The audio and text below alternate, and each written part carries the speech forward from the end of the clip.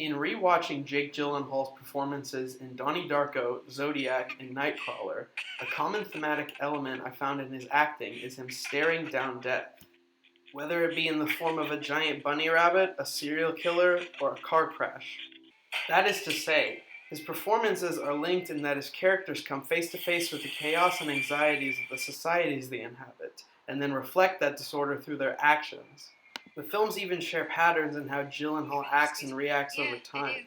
For instance, in all three of these films, his characters are generally unliked by the people around them. Excuse me. Donnie, you're such a dick. Whoa, Elizabeth. A little hostile there. Maybe you should be the one in therapy, then Mom and Dad can pay someone $200 an hour to listen to all your thoughts. Is he thinking Zodiac's going to send another code? Because I think Zodiac's going to send another code. Jesus, Harold Christ on rubber crutches, Bobby. What are you doing? You're doing that thing, the thing we discussed, the thing that I don't like. It starts with an L. Oh, looming. Yeah. How about an internship, then?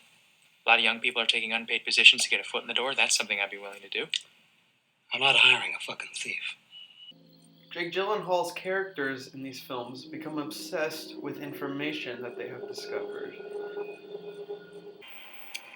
Now go get your jammies on.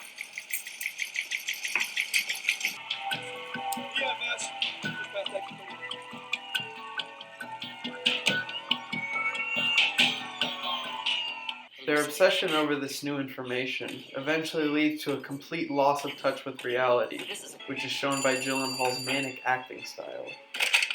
No.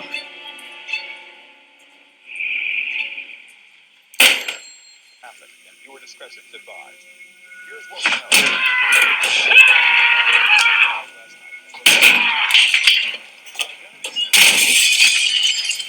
The thing that makes these performances so good is that they are anchored in similar emotions of paranoia, distress, and a general existential questioning of the world. In all three films, the usual point where these core emotions come out is when Jake Gyllenhaal has an intense conversation or even confrontation with another character. Take, for instance, the scene in Donnie Darko. Hi, my stepsister, I sometimes worry that she eats too much. Shut up, Kim. Oh, sweetheart, please. How can I decide what I want to be when I grow up? Oh, that's a hard one. What do I do to learn how to fight? What do I do to learn how to fight? Son, violence is a product of fear. Learn to truly love yourself. Okay. Okay, get yourself up here. Okay. All right. Good morning. Good morning. How much are they paying you to be here? Excuse me? What is your name, son? Gerald. Well, Gerald, I think you're afraid. Are you telling us this stuff so we can buy your book? Because I gotta tell you, if you are, that was some of the worst advice I ever heard. Do you see how sad this is? You want your sister to lose weight? Tell her to get off the couch, stop eating Twinkies, and maybe go out for field hockey. You know what? No one ever knows what they want to be when they grow up. You know, it takes a little while to find that out, right, Jim? And you. Yeah, you. You think of some jerk shoving your head down the toilet. Well, you know what? Maybe you should lift some weights or take a karate lesson, and the next time he tries to do it, you kick him in the balls. Son, do you see this? Right? This is an anger prisoner, a textbook example. You see the fear, people? This boy is scared to death of the truth. Son, it breaks my heart to say this, but I believe you're a very troubled and confused young man. I believe you are searching for the answers in all the wrong places. You're right, actually. I am I'm pretty troubled and I'm pretty confused, but I'm afraid, really, really afraid. Really afraid, but I think you're the fucking Antichrist. Gyllenhaal's acting was so great in that scene because you could feel how unhinged his emotions were, how he was treating a character he reviled so much in such a comical way and with no regard for the consequences. Now we will jump to a similar high-stakes confrontational scene in Zodiac, where Gyllenhaal's character meets with a man who he thinks can give him information on a man he believes to be the Zodiac killer based on writing samples from a movie poster. Watch how Gyllenhaal's emotions and actions change from a state of curiosity to a state of fear. While you were the organist there, the most dangerous game. Oh, it's a classic. RKO 1932, Fay Ray, Joel McCrae, Leslie Banks. We've run that picture many times. In 68, 69? I'd have to check my records. Why? Do you remember the Zodiac? This is about Rick Marshall, isn't it? He was a projectionist there, right? Or time, yes. But I have no occasion to correspond with him these days. Okay, well, there is a connection between one of the Zodiac attacks and that film. You mean the symbol? Hold on. The Zodiac symbol on film. It's on the countdown. It's trimmed off each reel before it's shown, but it always arrives with it. Right then. The first time I saw it in the papers, I thought about that. We got a tip that Rick left a film canister here that he told you never to open. Tip about a mysterious film canister. Is it true? Yes. Did you open it? No. May I see it? Rick took it back in 1972. This tip is how you got it in your head that Rick is the Zodiac. That and the poster. The poster. The poster that Rick drew. The handwriting is the closest that we have ever come to a match. Rick didn't draw any posters. No, he drew this one. Mr. Graysmith, I do the posters myself. It's my handwriting.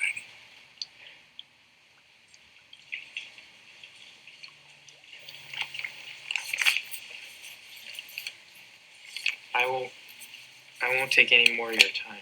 Why don't I just go and find out when we play that film? But that's all right. It's not a problem. They're just down in the basement. In the second half of the scene, watch how Gyllenhaal takes the simple action of walking and makes it one of the most tense parts of the film. I got for myself.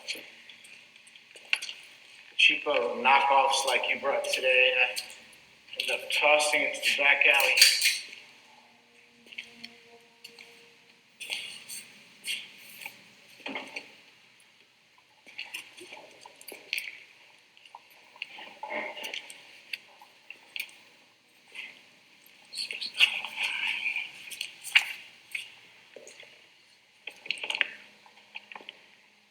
You live alone? Most Dangerous Game ran in May 69. So that would be about 9 weeks before the first Zodiac, correct? Yeah.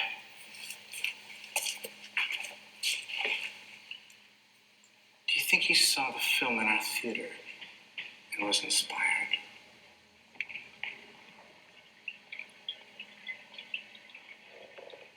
Are you sure there's nobody else in the house? Would you like to go upstairs and check? No. Thank you. Thanks for everything. You're welcome. Even though there is no way of knowing whether this man is actually the Zodiac or not, Gyllenhaal's character's total disassociation from reality and enrapture in this case is shown in his frantic mannerisms.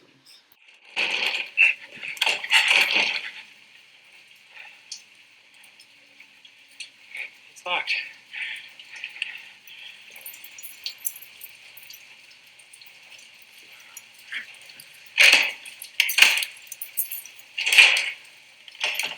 Thank you.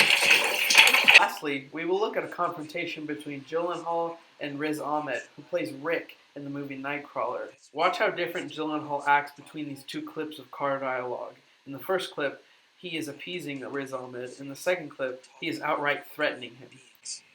I'm saying this for you, dude, for the future, to help you.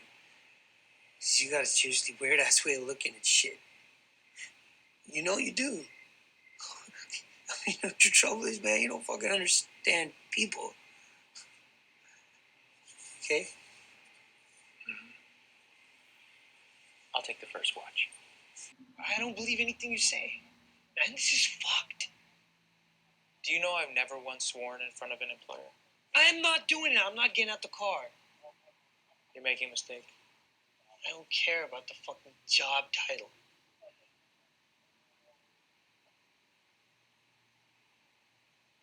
What if my problem wasn't that I don't understand people, but that I don't like them? What if I was obliged to hurt you for something like this? I mean, physically. I think you'd have to believe afterwards, if you could, that agreeing to participate and then backing out at the critical moment was a mistake. Because that's what I'm telling you.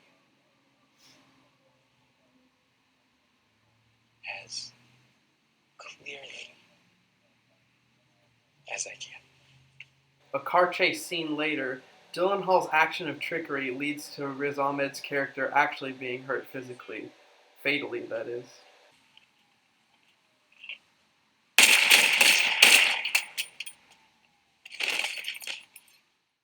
In short, Gyllenhaal's acting style, which is defined by existential inquisition, and which is oftentimes manic, even borderline psychotic, usually serve to highlight the darker characteristics of human nature and our society. Gyllenhaal's performances strip away at the thin veneer of what we call civilization, and make us ask tough questions about who we are as people, and what we are afraid of. Killing time, unwillingly